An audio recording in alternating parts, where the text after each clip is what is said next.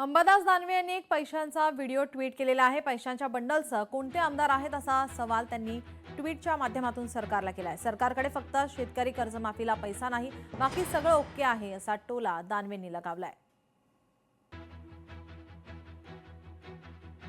सत्ताधारी पक्षातले जे एक आमदार त्या ठिकाणी व्हिडिओ गेममध्ये पैशाचे बॅगाच्या बॅगा आणि नोटाच्या नोटा तिथे ठेवून ते खेळताना दिसत आहेत। याचा अर्थ की महाराष्ट्रामध्ये 2 नंबरचा पैसा किती आलाय सत्ताधारी पक्षांच्याकडे।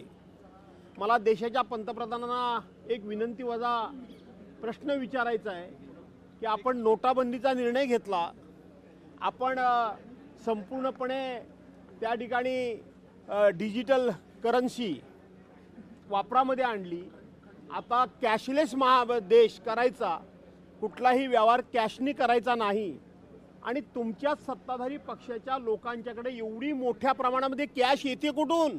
जे सरकार आहे त्याचं प्रतीक आहे। जिथे सरकारकडे कर्जमाफीसाठी पैसे नाही आहेत तिथे हे आमदार, यांचे सत्ताधारी आमदार पैशांच्या बॅगा घेऊन फिरतात।